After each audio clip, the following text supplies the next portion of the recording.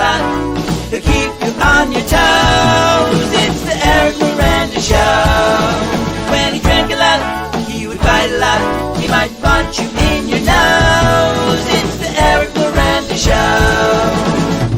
There are people who would tell you he is crazy, but if you listen closely, he's unbelievable. He used to drink a lot, now he talks a lot. He'll keep you on your toes. It's the Eric Miranda, Eric Miranda, Eric Miranda Show. What is up? Where's Geltner? Hey, man. You're hiding me. Hiding you. Hey, yo, listen, I just want to let you know. Good evening, everyone. Welcome to the Eric Miranda Show. This is for Mike Orza. You know, I have to say, before we were on, and that was on your neck, it was freaking me out. I didn't know what it was. I kept asking you what it was, and you kept not being able to hear me.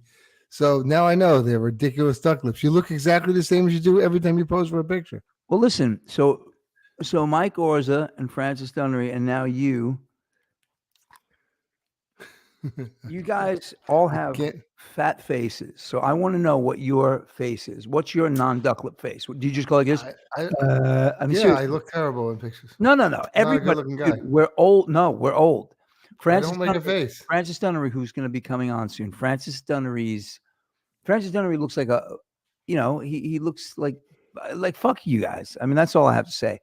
Hey, do you? I wasn't putting you down. No, you are. It's okay. Look, what did? No, I put you down often. I wasn't putting you down this. Wait. The duck lips, I don't usually pick on you. No, it does. Well, you did it tonight. I just want to see something. Oh, I'm taking my course's place. So I get no. Well, so I spoke with him. Hold on. You came on in duck lips. Do you expect me not to make fun of you? No, you should. Well, no, that's fine. I mean, hang on a second. Why am I not seeing? Are we live? Are we live right now? We're live. I just checked on my iPad. Okay, cool. We're live. I shut it off for some reason. I'm not seeing us live on. I'm not seeing us live on YouTube. On Facebook Live. Oh no, we are. Okay, we're good. So anyway, now. Yeah, I think we're good. But the thing is, okay, so here's my problem, and it's not a problem, but I love this. Okay, so I have my brother Richard. He's bald. My brother Adam receded. My dad was bald, and if I had $1 for every time those guys picked on me for my hair, oh, look at your hair, you look like a duck. Look at your hair. Oh, you look like you're from When Harry Met Sally. But like all this shit, and it's just like that's jealousy. I'm jealous. Right, but this is what I'm saying. It's just like, it's like, come on. And it's just so funny. So Francis Dunnery always makes fun of my hair. He's bald. He makes fun of my cheeks. He's got a big ass check face. Mike Orza is a pretty good looking dude. But what did he say? He said, you have duck lips and I have. Hey, Mike Orza, if you're listening, what did you say? It was brilliant. It was so ridiculous. But anyway. I have duck lips? No. He said, I have duck lips. Yeah. He has, anyway. So, there's Francis. Francis, what's up, stranger? Hello, guys, how you doing? What's going on? A long time no see. Let me change my glasses because oh, you're much better looking now. I can see it. What's on your shirt? It say It Bites? So Francis Dunnery was in a band called It Bites in Europe, and what they didn't know when they made the name, because they were young English kids, is that in America, where they wanted to be famous, it means it sucks. It did its job. He did its job. Hang on, we got Dave Lanici. Hey, you've never met Dave. Dave Lanici. Oh my goodness. Hey, so just seeing Trexler. Who's Trexler? I don't know. Are we getting spammed? I think we're getting spammed. We're getting spammed, and I think wife is putting it up, which is great. Yeah. Hang What's on, up, Dave? So Dave Lanici, this is Francis Dunnery. Francis Dunnery, this is Dave Lanici. Hello, Dave Lanici. We can't hear you. Dave, we can't hear you. Now we can hear you. So we have Pennsylvania, we have Oakland, California, we have Bronx, New York, and we have, where are you in Texas, Ian? Dallas. I'm home. So I'm back from Vietnam. I landed an hour ago. Okay, cool. By the way, you know what? So my daughter is trying to get into an online, like a high-end online school, and they discriminate against Chinese people. So I said, Kelly John, what do you say if they ask you if you're Chinese? She said, no. I don't understand. You Chinese? No. No, I don't think that's terrible. I'm trying to get into a fat farm, but they won't let me in. You're too fat? No. So now, so hang on. So Dave Lanici, it's been a while. How you doing? Your hair's growing in. Yeah, you have. You got hair. Dave, when is your birthday? We can't Dave, hear we can't hear you, buddy. We can't hear you, man. Can you hear me now? No, we hear you, Well, Francis. Francis, you're freaking wonderful. We can't Who hear. can you not hear? We can't hear Dave Lanici. The guy who we can't hear. Dave, I thought I must be listening to one of you two. Then I keep hearing him talk. you can hear Dave? Dave, talk. No, I can't hear him. Yeah. Dude, if he would have just said, "You never close Dave, your Dave, eyes," could you just Dave, could you move your mouth and Francis will talk? you got to back off your mic. You're blowing everything up. Back up. Me? Yeah, you're too loud now. You're kissing your mic. So anyway, so listen, let's get. All right, Francis Dunnery. While Dave Lanici's figuring out his microphone, Francis Dunnery, tell us about the farm. What's up, Charlie Kenny? The Life Farm. The Life Farm. Charlie Kenny. Tell us about the Life Farm. So Francis Dunnery, he's been talking about this for years, but he's been too busy. Francis does a lot of great charity work. He's into nature. Tell us about this. Isn't the Fat Farm? This is the Life Farm, right? The Life Farm. Well, it's when you look at the kid, you look at what's happening with the social media stuff, and it's actually. We did some research, and it's devastating what's happening to kids. You don't realize it, because we're kind of just like used to it. But when you start to look at the figures, like the official figures of like the obesity levels and the anxiety and the suicides and the depressions, it's absolutely insane. And it doesn't come from being on your phone. That's not where it comes from. It comes from what they call nature deficit syndrome. So we have to try and rebalance the kids' time spent in nature and what they're doing on their phones, because it's having a really damaging thing. Like the kids are going insane with it. They're being fed so much stimuli intellectually and mentally that we didn't have to deal with that when we were growing up. We had time we had our own thoughts, we could think of our own thoughts. But now the information's provided from the outside all the time. Everything comes from the outside, so they never get a chance to sit with their own thoughts. Yep. And it's really messing the kids up. Like they're seriously getting messed up. And so the Life Farm is we're going to provide. Do you know them girls who do horses? Have you seen them horse girls? Oh, I see. Well, dude, I thought they outlawed that shit. No, but sorry. the horse girls are like they're self-reliant. They're just they don't need that Kardashian stuff, and so. And it's because they're on the farm, because they're in nature. We come from nature. Like we're designed to fucking move, and then we're sitting there on the phone all day long. We think that if we jump 100 feet on one of them video games, that we've jumped 100 feet, but we haven't. What about? Okay, so stress, cortisol, the release of cortisol causes weight gain and obesity, things like that. Is there any cortisol relation with this? Is there anything where the body's endorphins are just misfiring and releasing cortisol into the system? Dude, we're not designed to sit around on couches. Whatever the symptoms are or whatever the chemicals are that come out, we're just not designed to do that. And so it's a real shame. Like, when you look back at pictures of like the 60s when everybody was, doing their thing. You look at pictures now on the beach and everybody's like me, fat as a pig, like with no hope. So all right, so check it out. You've already walked a mile and a half, by the way. I have to keep walking. I'm trying to walk the fat off. Leave me alone. Listen, I love it. So dude, you should just do the Fat Life Farm. All right, so check it out. Yeah, so while you're walking, just go to the farm. So yeah. Anyway, so no, but this is real stuff. And there's so a couple of years ago they did a study. So when truck drivers, like years ago, they used to drive over the road and they all smoked cigarettes, and they were in the highest categories of death from heart attack, right? Mm-hmm. When all of the anti-smoking stuff happened, the percentage of truck drivers went down, smoking cigarettes went down drastically, and the death by heart attack did not go down drastically. Because they're finding out that sitting on your ass all day, basically the entire. I heard Dave, that was a nice Lou Rawls kind of thing. So what they're finding is that sitting down, they're saying, is almost as bad as smoking for your health, and it makes sense because in nature we would either lay down to sleep or would be up doing something. right? Every once in a I'll while, tell you something else about that as well. They say that if you smoke 2 packs of cigarettes a day, but you exercise, you'll live longer than if you don't smoke and don't exercise. really? Okay. Now Think what? about that. Because No, it's the exercise, you've got to move. Yeah, if you don't move, like we're designed to move, if you don't move, it's like you're just gonna. It's not good, and this is what's happening to us. always be moving. ABM. I say that to my kids all the time. Always be moving. Always bowel movement. Always That's bowel movement. exactly what I was going to say. That too. Is masturbation considered exercise? Well, if it is, you're going to live to be 115, Ian. So I was hoping. So, For the immune system. well, dude, like, you kidding me, man? I start myself My up like prostate's phenomenal, by Why the do way. you think Eric's so healthy? yeah, dude, I start myself up like an old 70s lawnmower. It's just like You look like this old 70s lawnmower. I am an old 70s lawnmower. I over by an old 70s lawnmower. But by the way, so before we came on, I was telling people that Francis Dunnery picks on my duck lips. For my duck lips. Let me see. Dave, Okay, speak. let me see. Hold on. Could Dave speak for a second, Dave? Yeah, Dave. I only hear Dave in one speaker. But I only hear with Dave in one speaker. It's just driving me crazy. Yeah. And he makes these grunts and it goes in one speaker. It's like I think Dave has mono. Yeah. So, all right, so Francis. Francis, I have. Ba-dum-bum. I have a thing for you, Francis. So, Paul McCartney's one of your heroes, right? He is. Is he dead and really Billy Shears, or is that No, he's not dead. no? Paul, you didn't bury Paul. All right, now Cranberry Muhammad- sauce. I can hear you both speaking. Now you're now. really loud. Now I heard. Too Now I loud. remember. Can't I've satisfy this seen Jesse guy.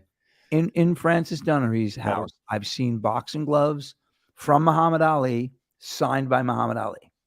So he's one of your heroes, right? You love him? Muhammad Ali is definitely one of my heroes. Okay.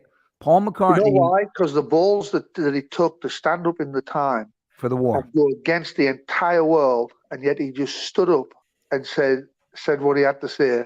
You got to have big balls to do that, boy, I tell you. There are 2 types of people in this world: those who love Muhammad Ali and those who lie and say they don't. The guy was the greatest. He really was the greatest.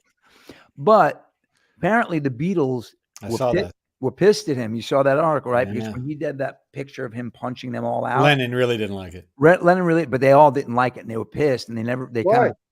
because they said Muhammad Ali was arrogant, pushing them around. So Paul McCartney, your pussy ass hero, who I think is a jerk off, and your cool hero, Muhammad Ali. Wait, how do you feel about him, really? They have a thing. If you had to choose between one of them, who would it be? Francis Dunnery.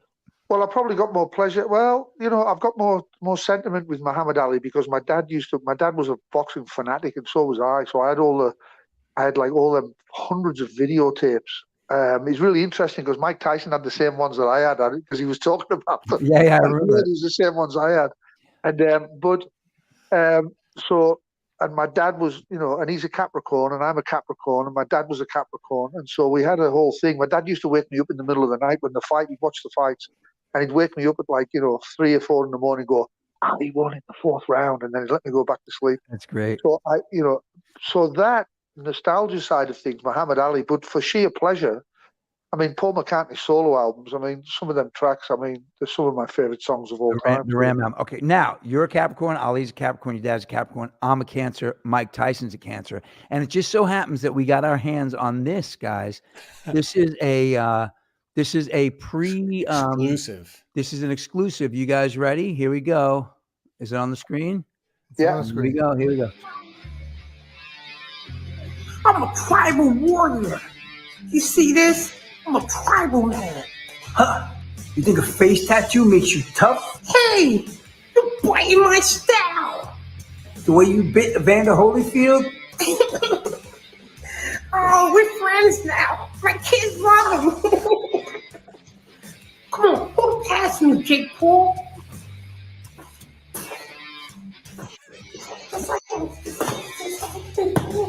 You look much faster in the video. We didn't speed it up yet. Jake Paul, you're small. Looks like you shrink. Oh yeah, Mike Tyson? You eat bison. I never ate bison. It's good. Oh, yeah, it's real good. Jake Paul, when I was 16, I was killing dudes. Oh yeah? When I was 16, I was twerking. My kids love him.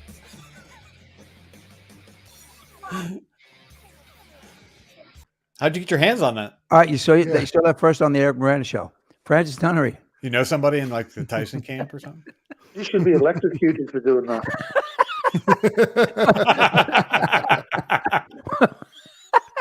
I'd watch that. Can we do it on the show here? My hey, by the way, if you guys push this show, if we get 10,000, if I get 500 subscribers on YouTube, I'm gonna live stream cutting all my hair off, and I'm gonna get a Francis Dunnery just like that, and then I'm gonna wear glasses like that. Don't do that. What's going on, Bill? I mean, it looks good on Francis, but don't do it. Don't do it to you. By the way, guys, so I was looking up the tallest rock stars. Francis, you're one of them. You know, Chris Novoselic, the bass player of Nirvana, is 6'7", and Joey Ramone was 6'6". But I think you're like next in line, dude. Is Tony Levin in there? What was that? Is Tony Levin in there? Tony Levin? Yeah, Only when he levitates. Tony's about 6'3". Oh, he looks taller on stage. But he's not a very nice person when you meet him. It's not? Really, unfortunately, because he was a big hero of mine. I always loved his work from King Crimson and all that. But he was kind of like, he's like one of them, them guys who, I remember with Sting, when I went up to Sting, I was on a festival with, it was Neil Young, the Beach Boys, Robert Plant and Sting. And I've always loved Sting. I just thought he was amazing. The Police I used to love. And I said, and Sting, and I went over to him, and he was sitting at the kind of lunch table thing. He'd kind of finished his lunch. He was just kind of tapping on the table or something. And I said, "Hey, Sting, how you doing, man? Just want to let you know, huge fan. I've bought every single thing you've ever done. I loved all your work." And I said, when I was a kid, I woke up, and there was this program used to be on called Swap Shop. And I said, and I heard this song. It was called Roxanne. And I woke up. It literally woke me up. And I got out of bed. It was that good. I couldn't wait to hear it again because there was no other way to listen to it. I went straight down to the shop to get the. What the hell's going on? I went straight down to the shop to get the. And so I'm doing this whole thing with Sting, right? And then he was just like looking at me like this, going like. And then I said, and I was in like an awkward moment. I says, "Hey, so that that was it." Because he never, he never went like, "Oh, that's cool," or anything like that. He just like stepped looking like that. And then I said, "What are you guys up to?" And he went, "Well, I'm sitting here listening to you, aren't I?" And I just walked away before I went So off. Sting was exactly what I expected him to be. Oh no! Well, everybody. Well, he took ayahuasca. He did ayahuasca, and I think now he's like a nice guy because that's what I heard. He got tripped out on ayahuasca. He realized because he's an arrogant bastard. He's got Leo rising, so he's got a real kind of pompous kind of way of looking. Francis, my friend Lori is listening to you in England. She went to the charity. She was in the charity. She met you in the charity. She's a friend of my sister's. Francis, I think we're echoing because of you. Somebody's echoing. Francis, shut your mic for a second. Who's ringing? We can do I one. can't hear anybody echo. It sounds good to me. That means it's you echoing. Yeah. How can I echo? I'm just on an iPhone. No, it's Anyway, so it's whenever we speak. So Sting is who's this is killing me. This is killing me. I'm just gonna go walking back from your house. I mean, the guy's phenomenally talented with like pop music and stuff like that, but you've no need to do that to people. It's like disgusting. So Tony Levin's one of them. He's one of them guys. You could go up and go like, "Tony, you're great," and he'd just be a complete asshole. It's like one of the there's them people out there. I think Jerry Garcia was like that as well. My girlfriend Lisa was a deadhead, and she said that she found out that Jerry Garcia, for all his love, peace, and cash and all that, he was actually an asshole. I didn't realize that. Dude, well, what about Greg Lake? Oh, Greg Lake, he's notorious. Notorious. And didn't you have it? Weren't you supposed to? Why am I echoing? Because you're a narcissist and you want to hear yourself twice. I do. Twice as nice. But everybody else doesn't. Yeah, all three of us are echoing except Francis. It's the guy without the headphones. Exactly. Yeah, it's got to come down. It's throwing everybody off. But you got to lower your volume. Didn't you? Yeah, Francis, you got to lower your volume a little bit. Or just the feedback on the delay unit. But it's kicking. It's going through. Like it's coming out of your speaker back into your microphone, and we're hearing. It doesn't do that. It won't take it back in. Oh, that's what you tell everybody. It doesn't. Stop trying to blame me. It's not me. I have headphones on. So Eric, anyway, stop being Greg Lake. So tell me about. Did you have an interaction with John Cougar Mellencamp? Another dick. Yeah. You don't want to talk Well, about that was pretty frightening. Like, I mean, God bless all these people. I mean, they're born into.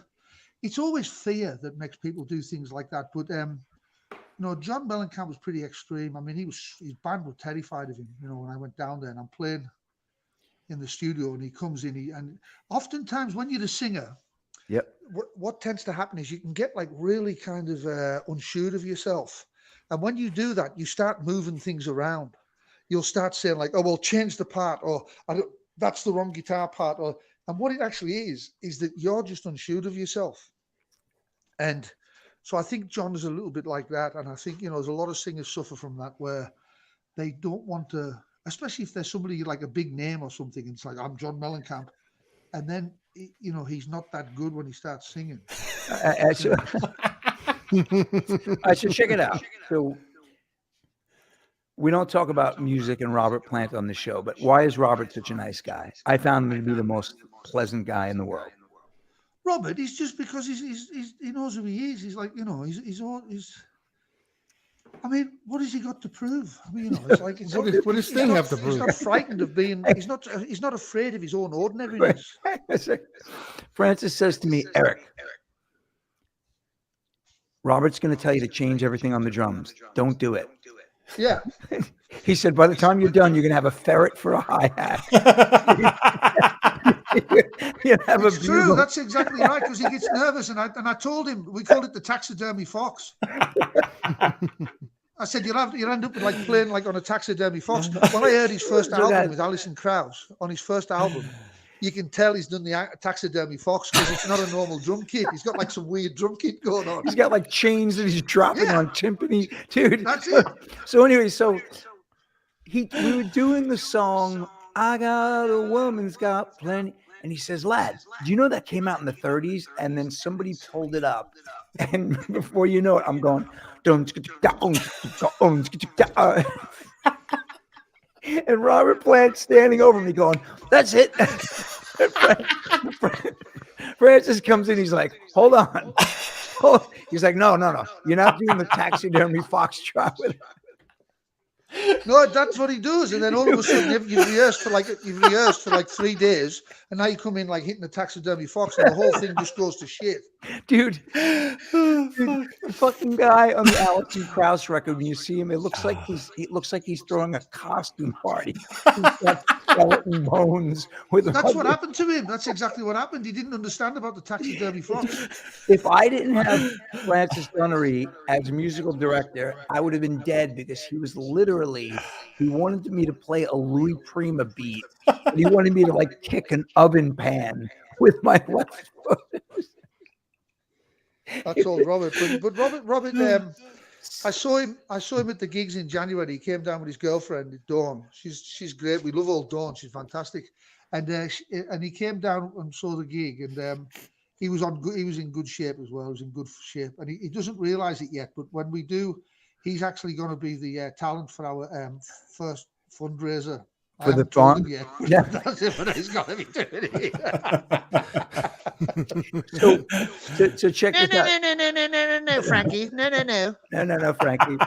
By the way, guys, this was the greatest. So Francis does arranges a rockabilly version of Rock and Roll by Led Zeppelin. And we're playing it. He's got like 4 singers in the background. And he goes, lonely, lonely, lonely, lonely, lonely time. And he fucking crumples up the lyrics and goes like this. Like he fucking laid in it. He goes, there's your rock god for you. Robert, no, he's great. And you know what I'll tell you about him as well? He's braver than anybody you know, because he'll always try to go out beyond his comfort zone. And it's a really interesting thing, because musically, when you do that, when you take yourself out, David Bowie said it the best way. David Bowie says, you want to walk out into the ocean until the water's like up to here, and just at the point where you're just off that little bit just off your feet, he said, that's the creative spot where you're not sure of yourself, you're off your feet, and Robert does that all the time. And I Yeah. followed his lead with that because I really, really get it. To be creative after doing the same thing for that many albums, you've got to knock yourself out of your comfort zone. Otherwise, you just play the same shit, over and over again. And so he was a beautiful example of that, where you could. He would always do something else. He'd look for something else. He'd always look for the new angle or to try something new or mix two styles together. And I really love that about Robert. He never got comfortable, and he hated just going back just to do Zeppelin again and again and again. He couldn't stand it. The guy who was playing guitar before you got fired because somebody yelled out "Whole Lot of Love" and he started playing it. Somebody said "Whole Lot of Love" and the guy played it, and Robert fired him. On the spot. Dougie was a great player. He's a fantastic player, Dougie. I love Dougie. Oh no, not Used the to hang guy. out with him all the time. No, not the guy who did "I'm in the Mood for Melody." That guy's just one of his pals that was on a tour with him, and apparently he fired him just because he started playing Zeppelin. Francis, you see the question up there? Did you ever meet Terry Reid? Teddy Reid? Yeah, I think I did. Where did I meet Teddy Reid? That's a name from the fucking past. Where's it? Teddy Reid? I met Tara Reid. I don't Actually, I know. didn't meet her, but I saw her on Sharknado. So Francis, Francis Dunnery just finished a record and a tour, and his drummer was Chad Wackerman. Oh, Chad. Best name- best name in the Chad's business. Boy, dude. Chad's the real deal. You start messing with Chad, it's like going in the ring with fucking Mike Tyson. Who was Chad's who? amazing. Who? Very who- sweet, humble man as well. Very sweet and humble guy. Who was Chad playing with when he sort of got famous? Like, what was his? Frank first- Zappa, It was Zappa. Yeah, that's right. All right. Alan I was having a Holdsworth, mental block. everybody. The Men Francis, at Work. by the way, guys, we'll Barbara do Streisand. I mean, he's done all sorts of things. He's a Men good- at Work. Yeah, but it was he's Zappa known- that we I knew him. All right, He's we known can't, for his guys, we chops on can't Frank talk. Zappa stuff. We can't talk. Only Francis could talk, and he's doing good. But Francis, you're on your own. We can't talk because it's a loop when we talk. All right. Well, it's not me that's doing it. It's you. It's it you. is. Francis, take responsibility. Dude, I'm on an iPhone with the volume turned right down. It can't. I'll put the headphone. I'll tell you what I'll do. Let me put some headphones. David, Dave, are yours too loud? Miranda, you fat bastard. I'm telling My you, what? it's not me. Hang on. it can't be. If we're wearing headphones, you wouldn't get echo. Hello. Is it Oh, there? it's fixed. Stop. Fix the problem. Are you serious? Dude, Yes. step Oh. 4. Still, No. still your fault. It's So it still was my me. fault. Sorry, guys. Who are you pointing at, Dave? Yeah, that's the whole Francis, idea. So, Between so, Jesse like and me. Eric. so I I remember I had to make a choice between continuing shows with the Plums or going on tour with this guy Jesse Mallon. I said, Francis, I don't know what to do. I'm on the fence. And he says, Eric, you sit on the fence, you get the fence.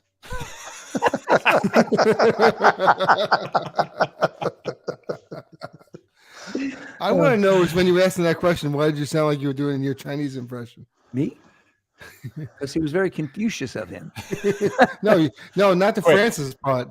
The part when you were talking as yourself. Yeah, I'm very confused as him too. Very Hey, Confucius of me. can I just say one thing? Do Yeah. you know that the sound of the birds in the morning is a signal to the flowers to open up? Did you know that? Really? Yeah, I heard that today. I was blown away. It's like what happens is when the noise of the bird song opens the flowers up. Really? I didn't Sorry, know I that. just wanted to share that with you. I No, know that's that. Great. I love it if it's true. It No, is. what do you mean if it's true? Come on, dude. And you know, my signal to the birds in the morning is for them to open up. Well, it depends on who the old bird is. Anyway, so guys, by the way, all right. So Francis, let's talk about war. No, I'm just kidding. What is it good for? I'll talk about war. Do you want to talk about war? I can talk No, about no, that. I'm guys. This is what. Let's This is talk what about Israel and Palestine. I love all that. No. Listen, I want to tell you what I think of war. You ready? All right, guys, I've been going down the roomy rabbit hole again. Ready? Here we go. A children's game. Listen to the poet Sanai, who lived secluded. Don't wander out of the road in your ecstasy. Sleep in the tavern. When a drunk strays out to the street, children make fun of him. He falls down in the mud. He takes any and every road. The children follow. I'm not doing it. Guys, I can't bring Rumi into this chaos right now. I can't do it.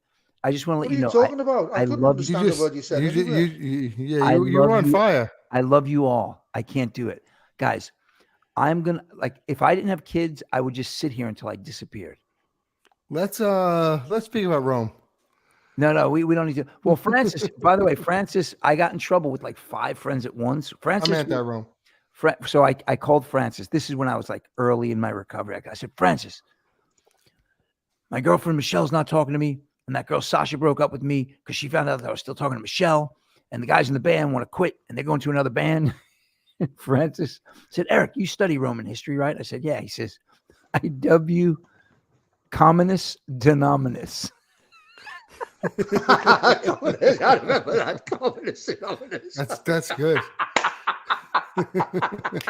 I remember that. That's for my the friend common Lois. denominator. He's like, Eric, I dubbed the Communis Denominus. Yeah, it was the common denominator. That's what we said in the whole thing. It was you, communist denominator. That was it. And then for my birthday, Francis gave me a book. It says how to fix your problem. No, he said your problem in the world. And I opened it up, and there was just a mirror in it.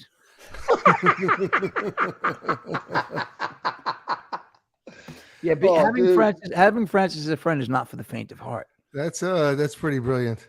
Yeah, that was good. That's good. So anyway, so Francis, you don't want to talk about music. You don't want to talk about your record, do you? No, I don't actually. You can promote. You'll sell like 2 copies. No. I want to talk about Palestine and Israel. No. What's the matter? Abortion's not controversial enough for you? Well, abortion is another one I'll talk about as well because it's interesting. It's It is when it happens to you. Oh my God, Francis! You've gotten canceled enough. You can't get me canceled on my show. I'm not getting you cancelled. You can talk about that. That's a good thing to talk about. Is it? Do you want to know what it is? Do you want to know what it's about? Yeah, tell us. Do you want me to tell you, really? What abortion is or what it's about? No, not abortion. War. Like the war. Like the whole thing. So here's the thing. People blather on about the symptoms of war all the time.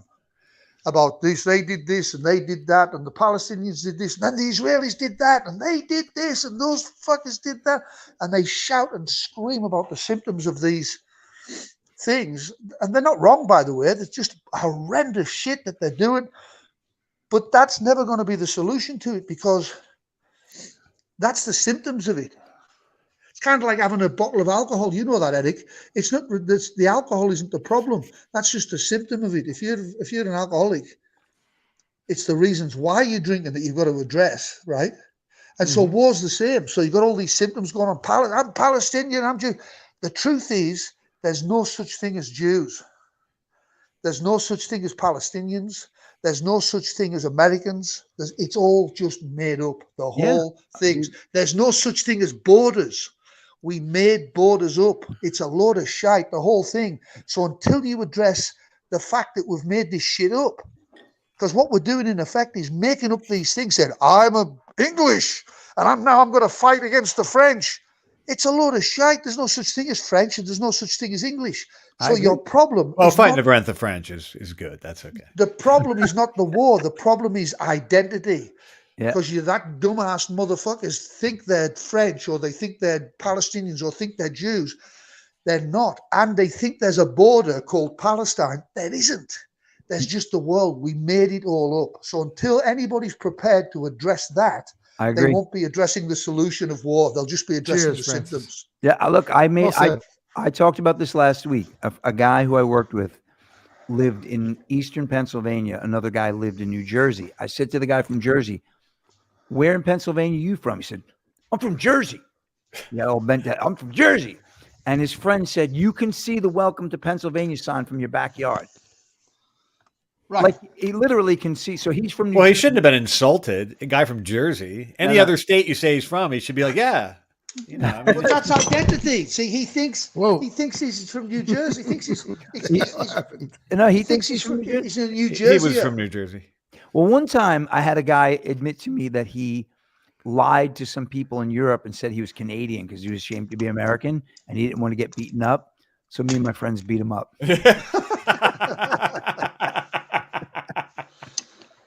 But you understand, identity, it's all made up. Yeah, and See, of course not. what I've learned is that Lenici agrees with you, except when it comes to New Jersey and France. Well, listen, Pretty easy, pretty simple. pretty simple. No, but this is the thing I want to say. If you look in the Midwest of the United States, if God made the different states, would he really make them square?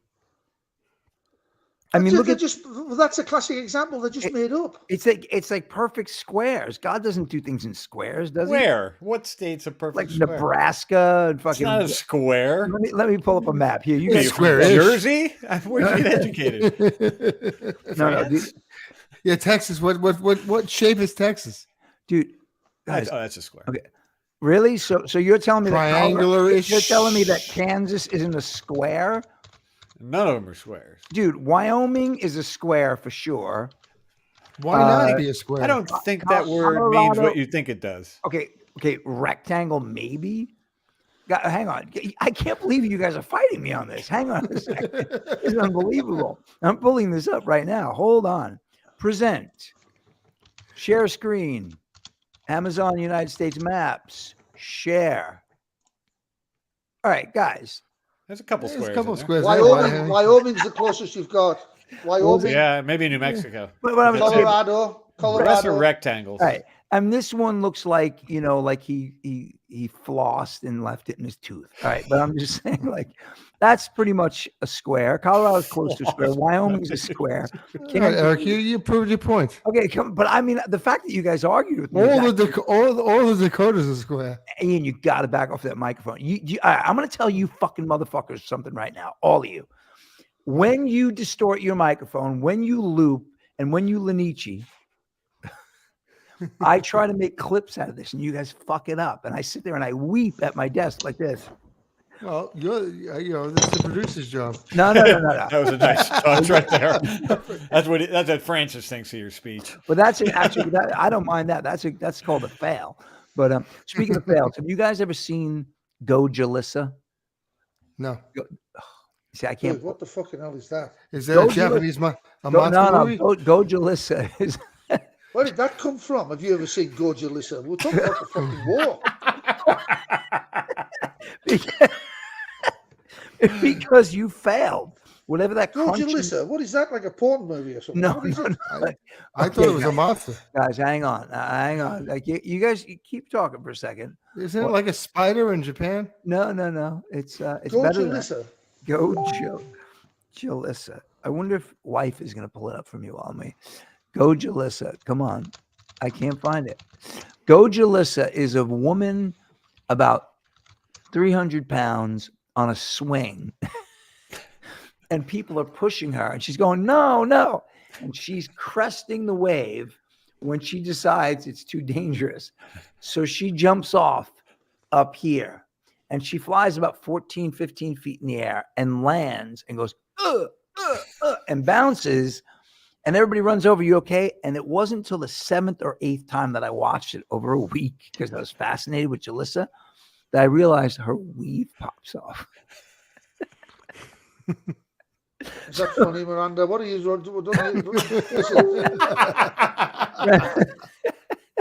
listen. Sometimes you're really funny, and then sometimes you do that.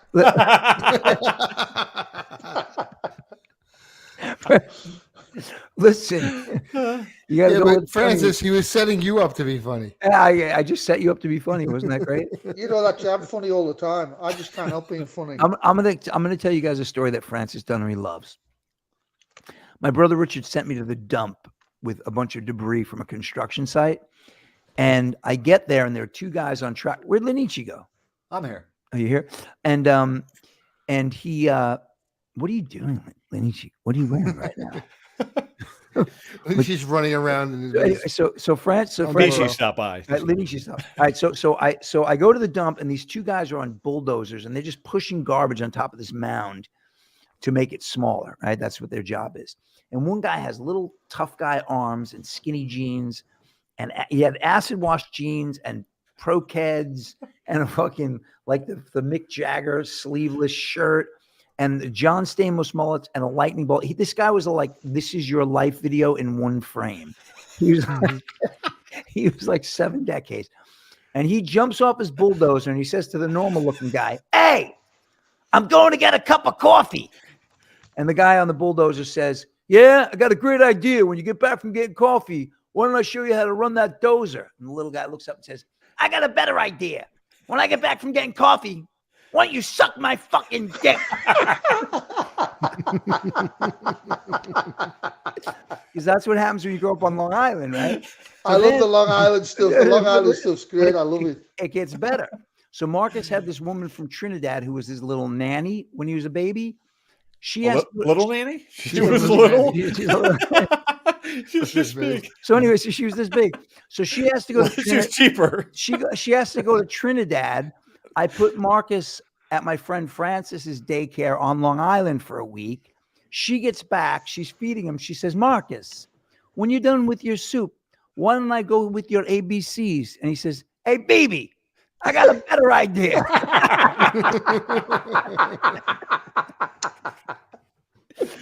Yeah, I like the Long Island thing. The Long Island stories of the fun. Well, Ian's a Long Islander. Fucking Lanici's from. So anyway, so by the way, Francis, his last name is Lanice. And what happened was when I met him through an ex-girlfriend.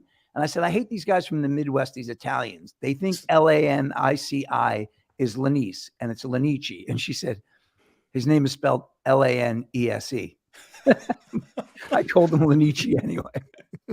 So, anyway, but it's a better name. It's a better name. It is. So the Long My Island. daughters call me Lanici. But see, Francis, sometimes it's hard for us to know that the Long Island stories are funny because we had to deal with that. Like, it's very funny. That's the best stories you've got. They're definitely the best ones you've got. Really? You should do a whole character, that Long Island thing, man. It's just absolutely brilliant. It's like, because the problem is that it's kind of like when we used to watch Woody Allen. I didn't understand what New York Jews were. I didn't understand it. So it wasn't funny to me. I'm like, why are people laughing at that? But when you know what the New York Jews are and that culture, it's actually hysterically funny. It's like it's really, totally. really good stuff. By the way, he had a show. He had the Woody Allen show, and he had that very conservative libertarian William F. Buckley on. And they were talking politics, and this woman from the audience stands up and she says, Woody, how would you define liberal? He said, if I were to walk into the audience and kiss you, that would be liberal. If I were to kiss Bill, that would be very liberal.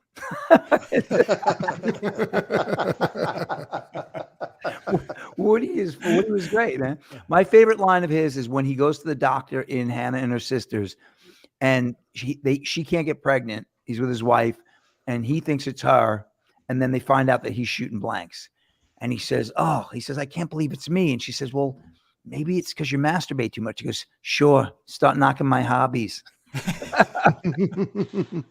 He's got the two best masturbation line. That one, and I'm trying to remember. It might have been Everything You Always Wanted to Know About Sex. It was one of the old movies, and they show he's with this. It's a period piece. He's with this woman, and they show the clock, and it says 12 o'clock, and then they pan around the room, and there's clothes everywhere. Things are broken. They pan back up. It says 12:02. and she's smoking a cigarette. They're smoking a cigarette, and she goes, "You are the greatest lover I have ever had." And he goes, well, I practice a lot when I'm alone. Exactly. Practice a lot. I've used that line a million times. All right, Francis. So sorry, you don't want to talk about music. We talked about war. We talked Donald about Trump. What was that? Donald Trump. All right, what do you want to say about Donald Trump? Oh, well, I don't. Well, the one thing I really love about Trump. We're getting canceled, but go ahead. No, I really do. Because I don't do the whole political sides thing. But for him, I can't. What's going on, Keith? I can't understand how incredibly tenacious he is to have that amount of aggression aimed at him, and he's still there. Yeah. Woody Allen, the brain is my Jesus second Christ. favorite. Yeah, it's superhuman. No, It's just unbelievable. Like his ability to do that is incredible. So do you guys remember Ross Perot? Yeah. Ross Perot and I have the same birthday, and Helen Keller. It shows. I'm in good company. It shows, right? So anyway, Ross Perot, they started attacking his family, and he dropped out. He couldn't do it.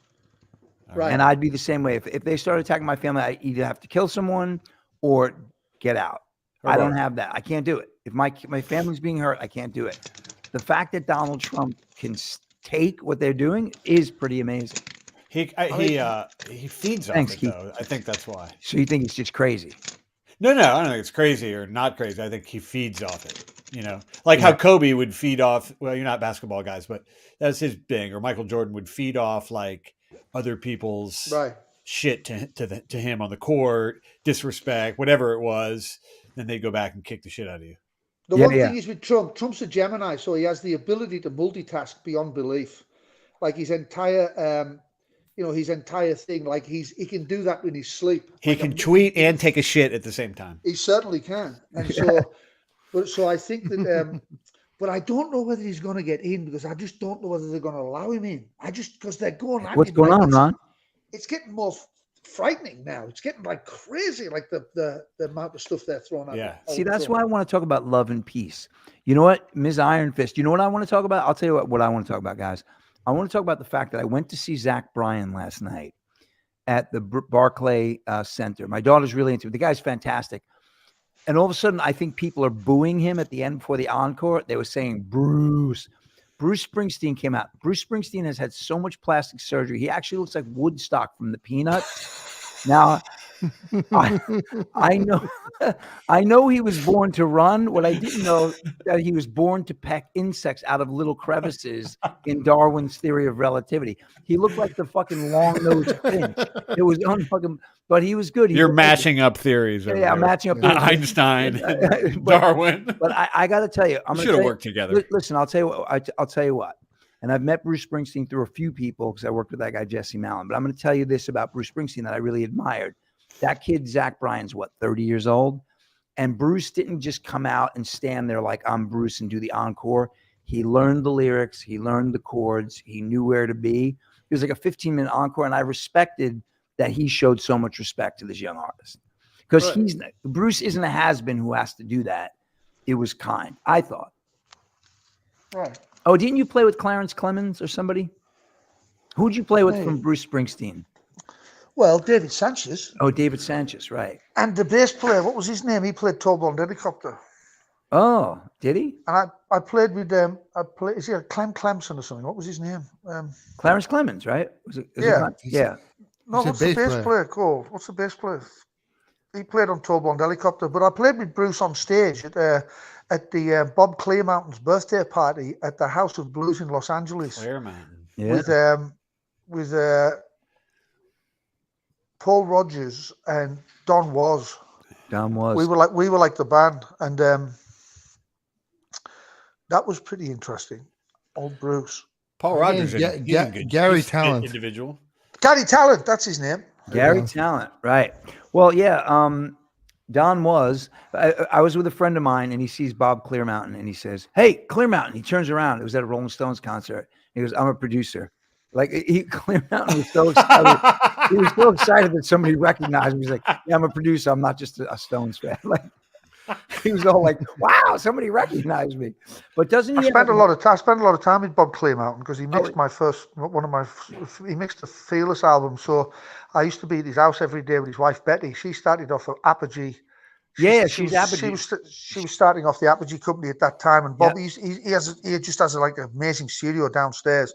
Yeah. And I got to tell you, man, most of the times, with a lot of engineers, like you can give them stuff, and it's just I'm not really keen on mixed engineers at all. They don't know what they're doing most of the time. I can't stand them. Clearmountain's great. Clearmountain, man. Doesn't matter what you give him. Yeah, he's good. I'd go down there like maybe 3 or 4 or 4 hours later, and the song went from being like one-dimensional to like 50-dimensional. It was unbelievable what he did. So he's expensive, but he's worth every fucking dime you spend. He's amazingly good, dude. Seriously good. I would say he's like the best, easily the best out there. I use that same theory with prostitutes. Yeah. Is what? If they're expensive and they're good, they're worth it. Prostitutes. Yeah. I don't Pretty do much that anything. sort of thing. I'm Catholic. Yeah. You're Catholic. When did that happen? Actually, you're Irish. You're Catholic. So guys, you know what's really interesting? Francis Dunnery. Do you have a religion, Francis? Tell me. No. I mean, I know you were brought up Catholic. I just believe in nature. I believe if there was going to be a religion or a philosophy that I was the closest to, it'd be something like Taoism. Yeah. Like that sort of thing. The Tao Te Ching. like that type of thing. But they're not really religions; they're like more like philosophies.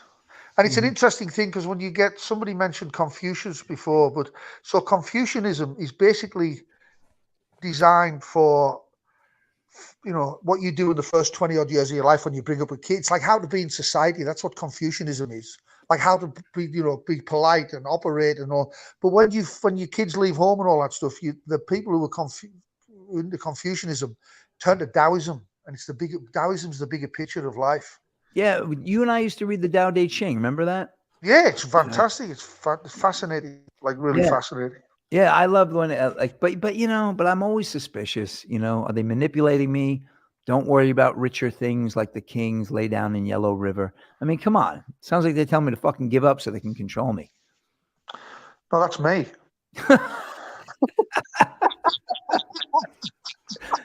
Eric, what are your biggest fears in life? Francis Dunnery. So, right. Anyway, so just call it. Well, yeah, Will Houlihan. Just call it the Francis religion. By the way, Francis Dunnery is one of these people, guys. I've seen him accidentally start 3 cults. I'm not kidding. Yeah. I like Dunneryism. Is Dunneryism taken? That's good. That really cuts through. Oh, Dunneryism, Dunnerist. I'm a Dunnerist. Yeah. Don't fucking follow me because otherwise you'll end up with prostate problems and no money. So I'm a Dunnerist and I have prostate problems and no money. There you go. There you go. I'm getting a shirt.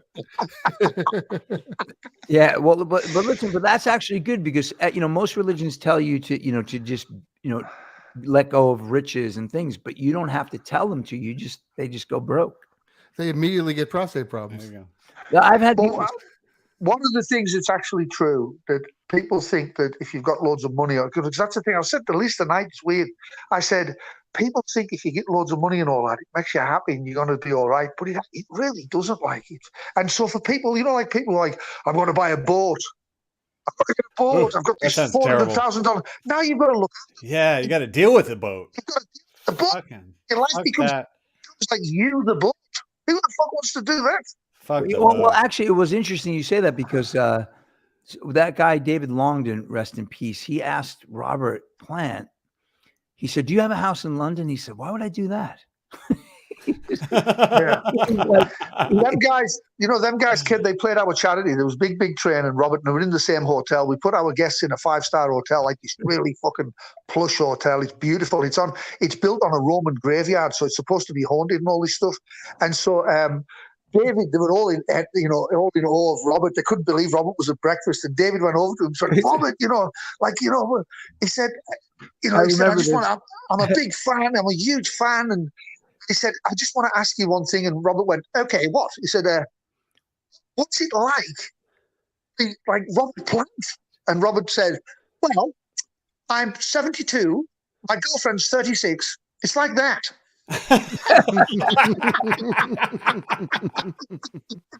But it's actually funny because the woman who he was with at the time, that girl Deborah, right.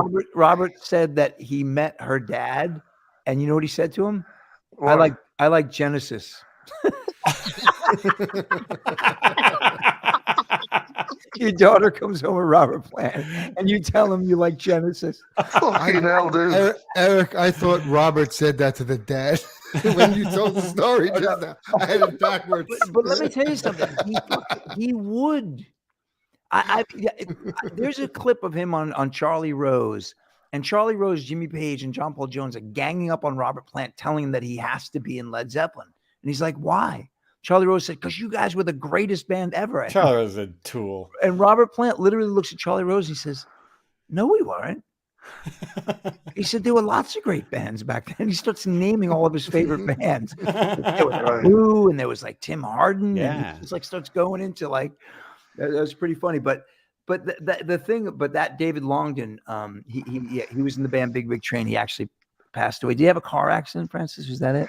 I think nobody really knows what happens, but I think he fell down the stairs or something and banged his head. It was just, he was such a nice man as well. Such a nice guy, yeah. Really sweet. And he was always, I don't know, man. That was a weird thing when David passed, because it was terrible. And I haven't seen Greg Spartan much since then. But so anyway, but the thing is, what I noticed over the years is the bigger rock stars are always the nicest guys. And the guys who are just hanging on by a thread are tools who have to prove it.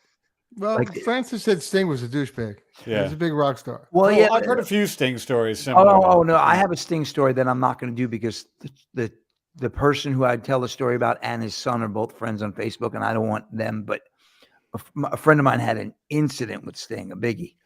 And I asked David about it. David Sanchez. Last time I was at Abbey Road, and I was called into Abbey Road to do I was actually booked by Steinway. Me and David were booked by Steinway Pianos. They had this night at in Abbey Road Studios where they'd set up, and we were booked to do that. And I was asking, we were hanging out with what they call the drummer from Killing Joke. He's a producer. What's his name?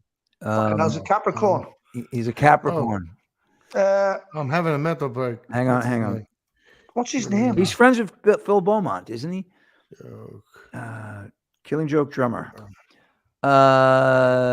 Killing He's Joke. got like a one name. He's got like a one name thing, like Spla or something like that. No, no.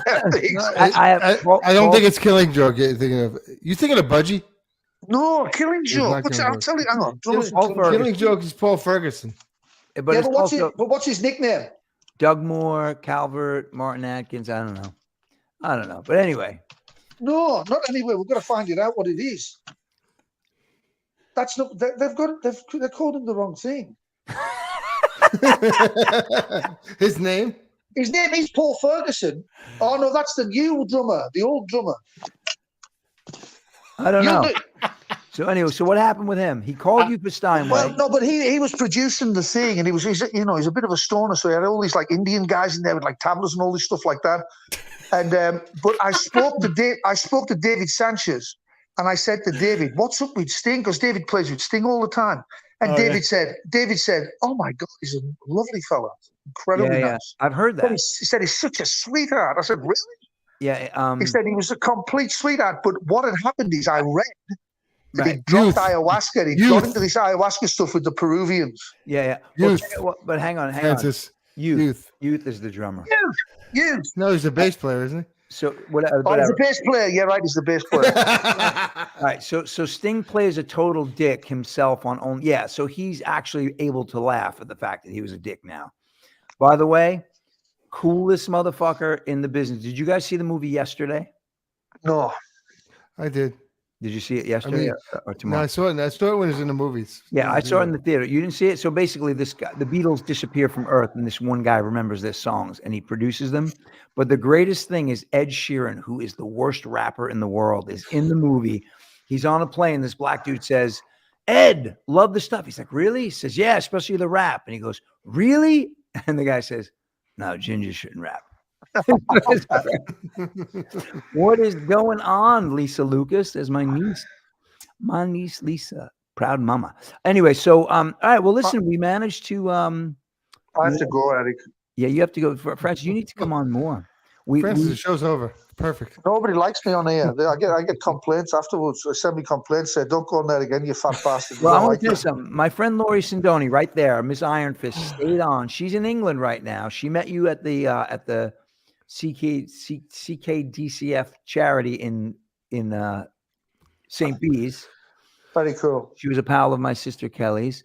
They drove all the way up from London. It took them like 70 hours. Anybody who goes to the right charity and supports that charity is all right by me. I'll All do right by anything me for too. them. Yeah, totally. So, oh, and I thought your nephew Danny Dunnery was going to be. See, I've been producing Francis's nephew Danny, and Francis said, "Why are you producing him?" I said, "Because you're not young and skinny anymore. I'd rather bang him." Yeah. I Anyway, wouldn't doubt that either. well, listen. Look, I got him when he was 17. It was legal. Okay. Come, really? All right, Eric. All of a Well, that sudden, was you're a good. prude. It was great to meet all you guys again. Francis, good to meet you as well. And I hope you have a great life, and I hope everything goes great for you. And I want to just say one thing to everybody. On Thanks. April the 1st, April the 24th, Mercury goes retrograde, so be very careful and don't start any projects during that time. Really? I know it sounds like a load of shite. I get it. I understand, but I've studied it for 35 years. No projects at all? Nothing? Just try not to do it and try not to sign Try not anything. to Back up start. your computer, because things just have a habit of going wrong. And more importantly, round about the halfway mark, when you get to round about the 10th of April, there's a thing I call it hope drain. And you kind of get like a feeling with Mercury retrograde. It was like, what's the fucking point? It's like, it makes you just like, but don't think that's your life. Because if you get hope drain and you feel hopeless, it'll do it at some point. I mean, I was starting to feel it a bit today. And so the don't think that's your life. That's what I'm saying, because it will pass and it will be. It's just at the time when it kicks in, it's sometimes the magnets are so strong. The world looks at it. It's weird. It's like a weird thing. Next time you're on, I want to talk more of this stuff. Francis. Yeah. Do you have an acoustic guitar handy? I'm not playing anything. No. Come on, play Good Life for us. No, I'm not doing it. No. Come on. No. I'll give you money. No. All right then. No, I'm just joking. Hey, Alice Rowland's on. Look at that. Alice. You got your old Alice. You got your old fan club here. She's the best. Alice is great. Recovering well. All right, listen, I love you guys. Hello. Thanks for coming on, Francis. Linici, good to see Francis. you. Francis, great to meet you all, guys. Have a great day. Bye-bye. Thanks, Eric. Bye-bye. Gentlemen. Bye-bye. Linici. All right. All right, man. I'll see you later. Miranda. Yeah. Have a good night. Right, Good night, everybody. Love you all. I'm gonna whisper. I'm gonna whisper to my people after you leave. I can't figure out how to sign off all of a sudden. Good night. Good night. I'm gonna whisper in hushed tones. All right. Any song requests? And he said, guys, the problem is when everyone leaves. Francis Dunner is great. By the way, he's got a new record. You can check it out on SoundCloud. It's I think it's called Return to Nature. Amazing record. Chad Wackerman played with Zappa, but he's not really. I mean, he's a shredder guy. He's a technical guy, but he's a really, really great drummer. My son made me this ring. Oh, you can't see it. So this ring, that's a sixpence. That's what Brian May uses. Johnny Suede, Terry Reid was a singer, and Jimmy Page's first pick for Led Zeppelin. Yeah, I heard him. Brian Geltner's into him. Fuck that guy. Led Zeppelin would suck if that guy was a singer. Sorry. Love you, Johnny. But I somebody turned me on him like, it's Brian Geltner. Listen to Terry Reid. Fuck Terry Reid. It's not talent. Seriously, that sucks. Fuck that. Sorry, dude. But I love you, Johnny. So anyway, this is a British sixpence in this ring. This is what Brian May uses for a pick. I need this to be red. The red filament in my son's printer was too thick for the nozzle. All right, there are people still on here. Come on, am I singing a song for you all? What am I singing? No requests? Is the wife on here for my request? Let's see. Chats, comments. What? Yeah, he sucks, Johnny. Don't even start with me. That guy's not good. Led Zeppelin is a fucking hippie. But I still love you, Johnny. All right, nobody's requesting songs. I'm upset. Thank you, Alice. So Alice, I don't know if you know Brian May plays with the British sixpence. I know you're English. It's discontinued. So it's in the ring. But the filament needs to be red because his guitar is the red special, and we're going to put RS on it, and it's going to be perfect. But this is an orange prototype. It's very cool, right? Very mid-century modern, right? Kind of cool shape. And, oh, my God, Johnny Suede's like pissed at me. All right. I don't know if Chris Flugmacher's on, but he usually asks me to sing a song directly to him. It's a little man-to-man moment we have here. It's a history behind that. All right, Ms. Iron Fist, thank you for being on. Love you. Thank you, Lisa Lucas, for being on. Johnny Suede, even though we disagree on Terry Reid. No, I mean, the guy's good, but it's just like, and then you have people sending me like 3-year-old girls playing Good Times, Bad Times by Led Zeppelin. It's like playing something that John Bonham conjured up from the ether. It's just not the same thing. One of them is like learning math, and the other is like, oh, should I not keep going? Should I like not overstay my welcome after my guys leave? Linici's hair is grown in. And again, if we get, I'm going to start pushing on Twitter, on formerly known as X, formerly known as Twitter. I'm going to cut my hair live on the air if I have to. And all right, I'm not getting any more comments from anyone, so I think it may be time to go. Now I know who my real friends are. I was going to sing Elvis. I was going to sing Men at Work. Hey, wife, you want to come on? She just, right when I said it, she clicked off. All right, peace, everyone. Over now.